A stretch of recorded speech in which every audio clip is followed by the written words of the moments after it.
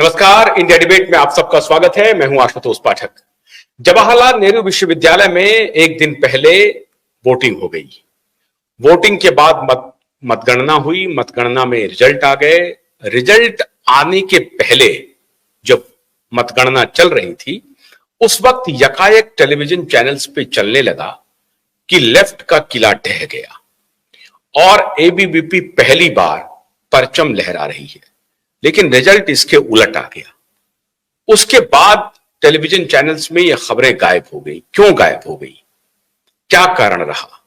क्या जवाहरलाल नेहरू विश्वविद्यालय के चुनाव का असर राजनीति पर पड़ता है, केंद्रीय राजनीति पर पड़ता है, या राज्यों की राजनीति पर पड़ता है, या देश की राजनीति पर पड़ता है? ये जवाहरलाल नेहरू विश्वविद्यालय का चुनाव क्या बेहद महत्वपूर्ण है जो टेलीविजन चैनल्स पे इस तरह की खबरें आने लगी? एक छोटी खबर होती तो अलग बात थी, कुछ टिकर चल गया होता, लेकिन उसको लेकर के इतना हाय तौबा मचा। क्यों मचा? क्यों इतना इंपॉर्टेंस दिया गया? क्या कहना चाहती थी मीडिया? और फिर मीडिया ने अपना नैरेटिव बदल क्यों लिया? कहीं फिर वो खबरें क्यों नहीं आई? ये सारी बातों, इन सारी मुद्दों पर बात करने के लिए आज हमारे साथ जुड़ रहे हैं सीधे जवाहरलाल नेहरू विश्वविद्यालय से प्रोफेसर डॉक्टर मनिंद्र ठाकुर, जो पॉलिटिकल साइंस के प्रोफेसर हैं। बहुत बहुत स्वागत है डॉक्टर मनिंद्र ठाकुर आपका। और हमारे साथ अभी अजीत झा जुड़ रहे हैं, जाने माने पत्रकार, वो भी जुड़ रहे हैं। उसके थोड़ी देर में वो भी जुड़ जाएंगे। और हमारे साथ स्टूडियो में हैं कर्नल विजयनाथ जी। बहुत बहुत स्वागत है कर्नल साहब आपका भी।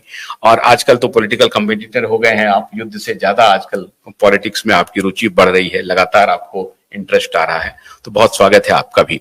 मनिंद्र जी, हम ये सवाल आपसे शुरुआत करते हैं कि इस बार जेएनयू के चुनाव में ऐसा क्या था जो ये खबरें यकायक नेशनल मीडिया की पहली खबर बनने लगी थी? ऐसा क्या हुआ?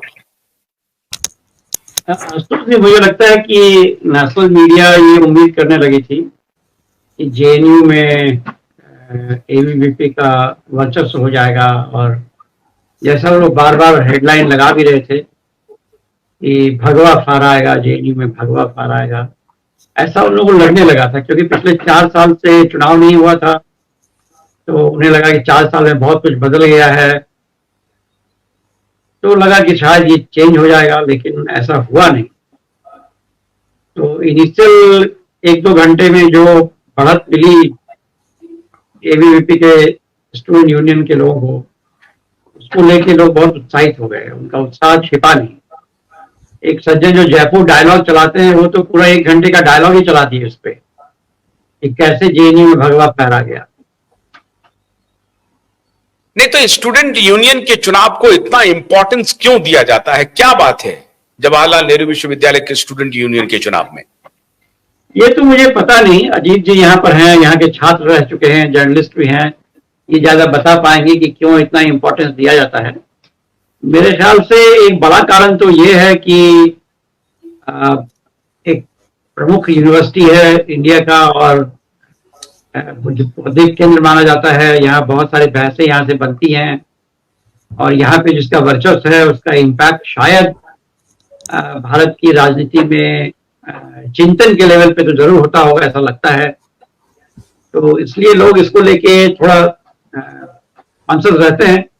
और खास करके इस रेजीम में मुझे लगता है कि इसको एक सिंबल बना दिया अपने आइडियोलॉजिकल अपोजिशन का, जिसके चलते इसके इमेज के ऊपर अटैक होना, बार बार ये कहना कि ये टुकड़े टुकड़े गैंग का यूनिवर्सिटी है वगैरह वगैरह, एक पूरे राजनीति में इसको घसीट लिया गया।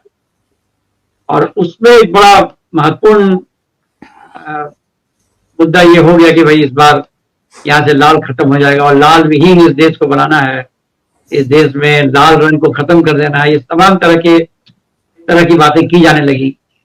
तो शायद इसलिए इसको बहुत महत्व दिया जाता है।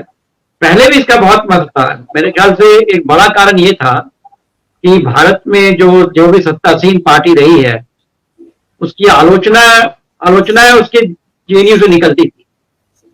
मुझे याद है जब कांग्रेस पार्टी की सरकार थी, इंदिरा गांधी जब थी प्रधानमंत्री, और इमरजेंसी के बाद, इमरजेंसी के दौरान, तो यहाँ से भारी पैमाने पर उनका विरोध हुआ था।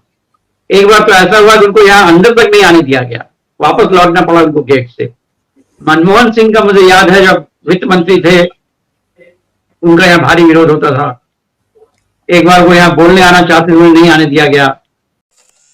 गन्ने की कड़ी बुनियाद, जिसे मराठी में खुडक्या और कुछ उत्तर भारत के क्षेत्रों में खुटकी भी कहा जाता है, उसे केवल भोलानाथ का 2-in-1 बैटरी ऑपरेटेड हार्वेस्टर कम ब्रश कटर आसानी से और बिना रुकावट के काट सकता है।